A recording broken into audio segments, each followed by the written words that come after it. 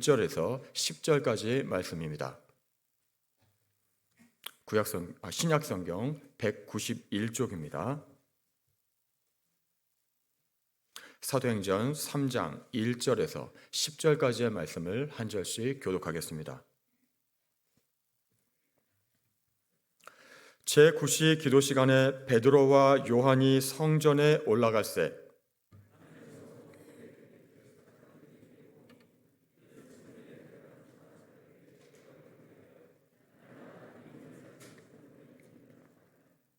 그가 베드로와 요한이 성전에 들어가리 함을 보고 구걸하거늘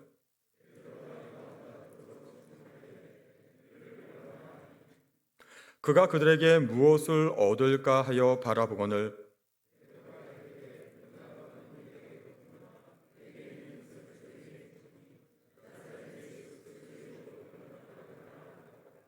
오른손을 잡아 일으키니 발과 발목이 곧 힘을 얻고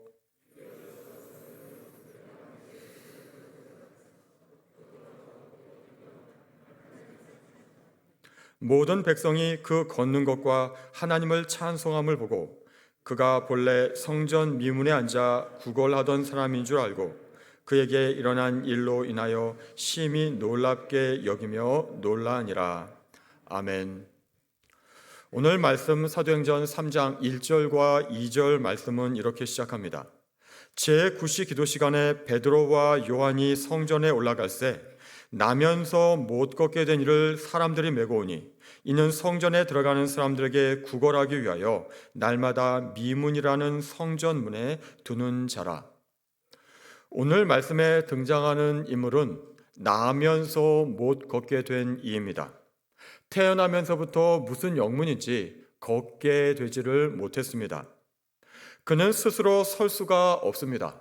스스로 걸을 수도 없습니다.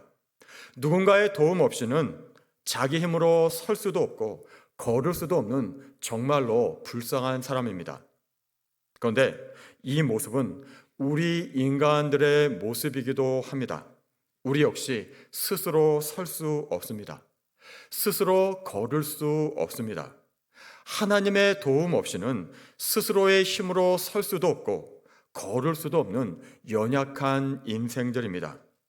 우리 인간은 이렇게 하나님 의존적인 존재로 창조되었습니다. 결코 혼자 독립적으로 살아갈 수 있도록 창조된 존재가 아닙니다. 오늘 등장하는 태어날 때부터 못 걷게 되니 이 사람은 오늘도 누가 나를 도와줄까 하고 지나가는 행인들을 바라보고 있습니다. 자비의 손길을 기다립니다. 하루하루 누군가를 의지해서 이렇게 살아가고 있습니다. 그런데 이 사람에게 정말로 필요한 것은 무엇입니까? 하루 살아갈 양식입니까? 돈입니까? 그렇지 않습니다. 바로 일어나 걷는 것입니다. 일어나 걷는다면 누구의 도움의 손길도 필요 없이 스스로 살아갈 수가 있습니다. 그렇지만 이 사람에게 일어나 걷는다는 것은 상상도 못할 일입니다. 기대조차도 하지 않습니다. 이미 오래전에 포기했습니다. 일어나 걷는다는 것은 이 사람에게는 기적입니다. 그리고 그런 기적은 기대도 하지 않습니다. 이 사람은 지금 성전 문 앞에 있지만 기적을 기대하지 않기 때문에 성전에는 아무 관심이 없습니다. 그저 기도하러 들어오는 사람들에게 돈 몇 푼 구걸하는 것이 그의 인생의 전부였습니다. 그런데 이것이 지금 이 시대를 사는 우리 현대인들의 모습이기도 합니다. 오직 하루하루 먹고 사는 일에만 관심을 갖습니다. 정말 자신에게 필요한 것이 무엇인지 모릅니다. 기적을 기대하지도 않습니다. 누군가에게 기적이 일어나도 놀라고 부러워하기는 하지만 나와는 관계없는 일입니다. 오직 내가 수고한 만큼만 얻는다고 생각하고 그래서 내가 무엇을 해보려고 하고 내 열심을 의지합니다.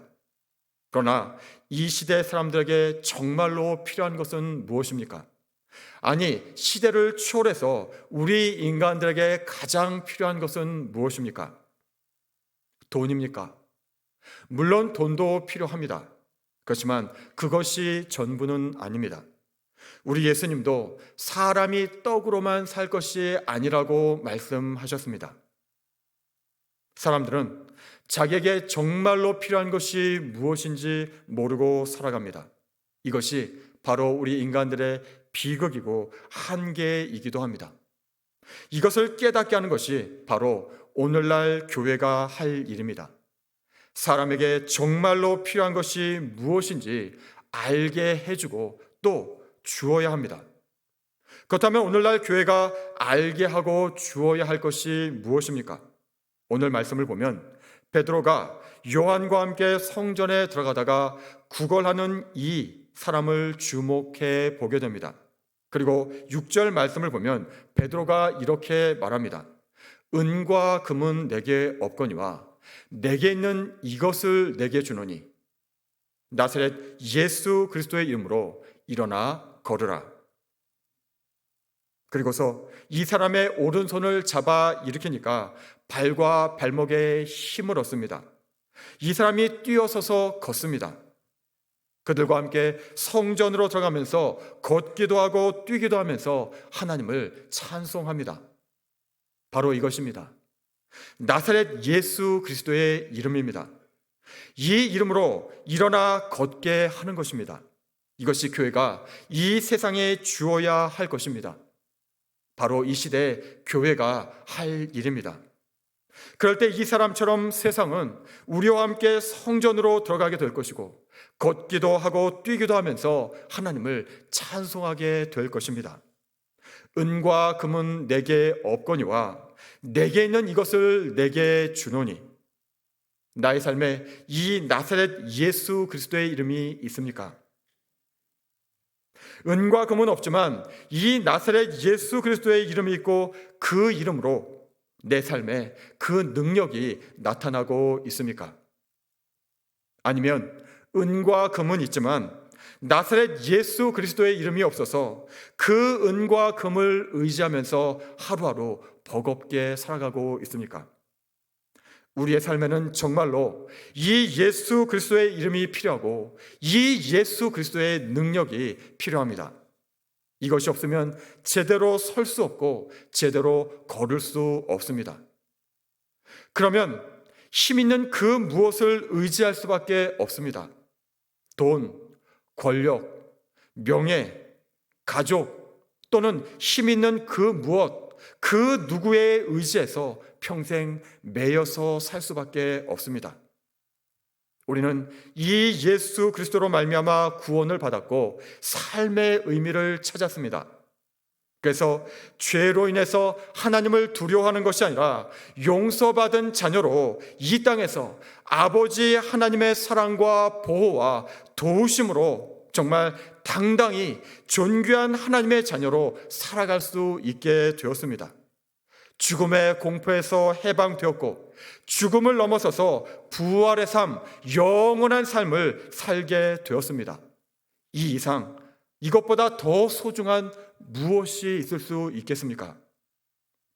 그래서 이 세상 모든 것을 가졌어도 이 예수 그리스도의 이름을 갖지 못했다면 이 사람은 모든 것을 잃은 것입니다. 그러나 이 세상에 뭔가 조금 부족하고 연약해도 이 예수 그리스도를 가졌다면 이 사람은 모든 것을 다 가진 것입니다. 예수님의 제자들은 태어나면서부터 걷지 못하고 남의 도움만 애처롭게 기다리고 있던 이 불쌍한 사람에게 돈 몇 푼이 아니라 그들이 가지고 있는 가장 귀한 보물을 주었습니다. 나사렛 예수 그리스도의 이름으로 일어나 걸으라. 이렇게 말하면서 오른손을 잡아 일으키니까 이 사람이 진짜 걸었습니다. 기적이 일어났습니다. 오늘날 우리 사회에서도 교회를 통해서 이런 기적이 일어나야 합니다. 탄식하던 사람이 찬양하는 사람으로, 불평하던 사람이 감사하는 사람으로, 방황하던 사람이 삶의 참 의미를 깨닫고 눈빛이 달라지고 얼굴에 생기가 도는 이런 역사가 교회를 통해서 계속적으로 일어나야만 합니다. 중세교회는 아름다운 성당을 지었습니다. 금으로 성전 기둥을 감쌌고 번쩍거리는 대리석으로 바닥을 깔았습니다. 엄청난 재산을 자랑하는 신도들이 몰려들었습니다. 그러나 이 모든 것을 가졌음에도 정말로 중요한 것, 이 나사렛 예수 그리스도의 능력은 잃어버렸습니다. 그래서 겉으로는 화려했지만, 무엇을 가지고 있는 것 같았지만 정작 역사의 어두운 시대, 신앙의 암흑기가 되어버렸습니다. 그래서 종교개혁이 일어날 수밖에 없었습니다. 오늘날 한국의 교회는 어떻습니까? 그동안 한국교회는 외형적으로 많이 성장했습니다. 동네마다 교회 십자가가 안 보이는 것이 거의 없고, 화려한 건물, 웅장한 예배당에 지역사회가 무시 못할 힘 있는 집단이 되었습니다. 그래서 선거철만 되면 정치인들이 교회를 방문하는 것이 단골 메뉴가 되었습니다. 그러나 그 외형에 걸맞는 그리스도의 능력이 있습니까? 지금 교회는 신뢰도가 가장 낮은 종교 집단으로 전락해 있습니다. 여러 통계가 계속해서 입증하고 있고 자성의 목소리가 여기저기서 터져 나오고 있습니다. 우리는 무엇을 어떻게 하면 좋겠습니까? 다시 일어나야 합니다. 침몰 위기에 있는 배를 살리기 위해서 배 안에 들어온 그 물을 계속해서 퍼내야만 하듯이 교회 안에 세속화된 부분들을 계속해서 제거하면서 개혁해 나가야 합니다. 이 개혁을 멈추면 교회는 세속화되고 타락하고 능력을 잃게 됩니다. 그리고 그 출발은 내가 되어야 합니다. 나의 삶에 나사렛 예수 그리스도의 이름이 있고 그 이름의 능력이 나타나고 있습니까? 그 이름으로 내가 구원받았고 영생을 약속받았고 이에 대한 확신이 있습니까? 내 삶에 이 그리스도의 이름으로 인한 기적이, 특별한 일들이 일어나고 있습니까? 서지 못하고 걷지 못했던 나의 삶은 이 예수 그리스도의 이름으로만 일어설 수가 있고 다시 걷고 다시 뛸 수가 있습니다. 지금 만일 지쳐 있다면, 주저앉아 있다면, 어디로 갈지 몰라서 마음이 갈피를 잡지 못하고 있다면 다시 이 예수 그리스도의 이름을 붙드시기 바랍니다. 믿는 자들에게는 이런 표적이 따르리니 곧 그들이 내 이름으로 귀신을 쫓아내며 새 방언을 말하며 뱀을 집어 올리며 무슨 독을 마실지라도 해를 받지 아니하며 병든 사람에게 손을 얹은 즉 나으리라. 우리는 이미 표적을 경험하고 있습니다. 눈에 보이지 않는 하나님을 분명히 믿고 있다는 것, 그래서 주일에 세상에 좋은 일, 세상에 좋은 곳에 가 있는 것이 아니라 교회에 나와 예배하고 있고 봉사하고 교제하고 있다는 것, 이것이 가장 큰 표적입니다. 믿음의 역사, 성령의 역사가 아니고는 일어날 수가 없는 일입니다. 또 예수를 만난 뒤에 변화된 나의 삶이 분명한 증거이고 표적입니다. 예수 그리스도가 아니면 일어날 수 없는 많은 일들이 내 삶 가운데 나타나고 있지 않습니까? 지난주에는 장례가 유독 많았습니다. 교회 중직자 2분이 별세하시고 교회학교 고등부에서도 한 학생의 아버님이 별세하셨습니다. 지난주에 새벽 기도의 시간에 설교 말씀을 듣는데 마침 요즘 전도서 말씀을 묵상하고 있습니다. 하루는 전도서 5장의 재물에 관한 말씀인데, 죽음을 앞에 두고 장례 소식을 앞에 두고 얼마나 하나님의 음성이 또렷이 들렸는지 모릅니다. 내가 해 아래에서 큰 폐단되는 일이 있는 것을 보았나니 곧 소유주가 재물을 자기에게 해가 되도록 소유하는 것이라. 왜 사람들이 재물을 자기에게 해롭도록 소유하고 있습니까? 두려워서입니까? 나의 삶에 어떤 일이 벌어질지 모르기 때문입니다. 그때 자기를 지켜줄 것은 돈밖에 없다고 생각하고 있기 때문입니다. 사람이 나이가 들고 병들어가고 노쇠해지면 이 돈에 대한 집착은 더해집니다. 우리는 잘 분별해야 합니다. 돈이 치료비가 되어서 병들어가는 몸에 어느 정도 보탬이 될 수는 있습니다. 그러나 거기까지입니다. 돈이 우리에게 평안을 줄 수 없고 영혼을 구원할 수는 없습니다. 돈이 어느 정도 질병을 치료할 수는 있지만 질병을 막을 수는 없습니다. 그러나 우리 하나님은 병을 치료하실 뿐만 아니라 그 병이 미리 생기지 않도록 막아주실 수 있습니다.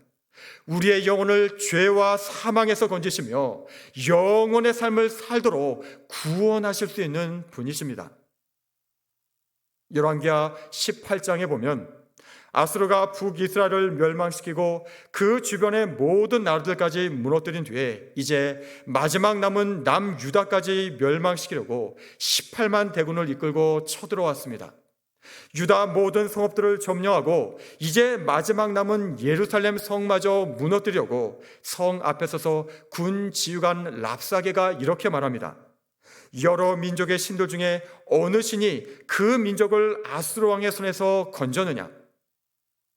그러고는 멸망한 여러 민족의 이름을 댑니다. 그러면서 그들이 자기 신들을 의지했지만 어느 민족이 살아남았느냐? 하나도 없지 않느냐? 얼마 전에는 북이스라엘까지도 아수르 손에 멸망하지 않았냐? 그럼에도 여호와라는 신이 예루살렘 성을 내 손에서 건지겠느냐? 구체적인 정확한 신뢰, 역사적인 사실까지 들먹거리면서 이렇게 말할 때 이스라엘 백성들은 그 마음이 어떠했겠습니까? 그렇다면 여호와 하나님이라는 우리가 믿는 신, 이 신도 마찬가지가 아닐까? 의심할 수밖에 없습니다. 그런데 잘 생각해 보면 이 랍사게의 말은 당연한 말입니다. 그 모든 나라의 신은 우상일 뿐이고 구원할 능력이 없는 헛된 것이기 때문입니다.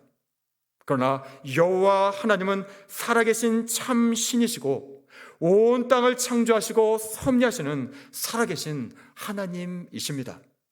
그래서 히스기야 왕은 열왕기하 19장에서 이렇게 기도합니다. 하나님 여호와여, 주는 천하 만국의 홀로 하나님이시라. 주께서 천지를 만드셨나이다. 여호와여, 귀를 기울여 들으소서. 여호와여, 눈을 떠서 보시옵소서. 사내립이 살아계신 하나님을 비방하러 보낸 말을 들으시옵소서. 여호와여, 아수르 여러 왕이 과연 여러 민족과 그들의 땅을 황폐하게 하고 또 그들의 신들을 불에 던져 싸우니 이는 그들이 신이 아니요 사람의 손으로 만든 것 곧 나무와 돌뿐이므로 멸망하였나이다. 우리 하나님 여호와여, 원하건대 이제 우리를 그의 손에서 구원하옵소서. 그리하시면 천하 만국이 주 여호와가 홀로 하나님이신 줄을 알리이다. 히스기야의 이러한 기도 앞에 이렇게 기도했을 때 하나님을 의지한 그 결과가 어떠했습니까? 살아계신 하나님께서는 사내립의 군대 18만 5천 명을 하룻밤 사이에 송장이 되게 하셨습니다. 교만한 사내립 왕은 본국으로 쫓겨 도망가다가 거기서 자기 아들들에게 죽임을 당하게 됩니다. 참으로 인간은 죽음 앞에서 겸손해집니다. 하나님께서는 죽음 앞에서 인간의 한계를 알게 하시고 그래서 더 하나님을 의지하게 하시고 또 서로를 불쌍히 여기면서 위로하고 격려하게 하십니다. 이것도 은혜입니다. 만약 죽음이 없다면 인간은 더 교만해졌을 것이고 하나님을 의지하지도 않고 또 서로 불쌍히 여기지도 못했을 것입니다. 담임 목사님께서도 장례 설교를 통해서 말씀하셨지만 죽음은 그래서 은혜입니다. 죄가 없을 때는 죽음이 없었습니다. 죽음은 죄가 생긴 후에 왔습니다. 죄의 결과이고 대가입니다. 그러나 이것조차도 은혜입니다. 죄인인 인간이 영원히 사는 것은 축복이 아니라 재앙이기 때문입니다. 오히려 저주이기 때문입니다. 그래서 하나님께서는 죽음을 통해서 인간을 겸손하게 하시고 또 인간의 구원을 완성하시는 것입니다. 죽음을 통해서 하나님께서는 우리 모자란 인간을 온전케 하시고 또 구원하시는 것입니다. 그리고 궁극적으로는 부활을 통해서 우리를 영생으로 이끌어 주십니다. 그리고 이러한 축복은 오직 예수 그리스도를 통해서입니다. 그 십자가의 죽으심과 부활을 통해서입니다. 십자가의 죽으심으로 우리를 하나님과 화해하게 하시고 부활하심으로 부활의 첫 열매가 되셔서 장차 우리에게 있을 부활을 친히 미리 보여주셨습니다. 이번 한 주간도 우리의 참 소망이 되시고 참 의지가 되시고 영원한 생명이 되시는 예수 그리스도의 이름과 그 능력으로 승리하시기를 간절히 축복합니다. 하나님 아버지, 우리 연약한 인생이 오직 예수 그리스도의 이름으로만 설 수 있고 걸을 수 있고 뛸 수가 있습니다. 다른 것을 의지했던 마음과 우상을 내려놓게 하시고 오직 예수 그리스도의 이름과 그 능력으로 살아가게 하여 주옵소서. 예수님의 이름으로 기도드립니다. 아멘.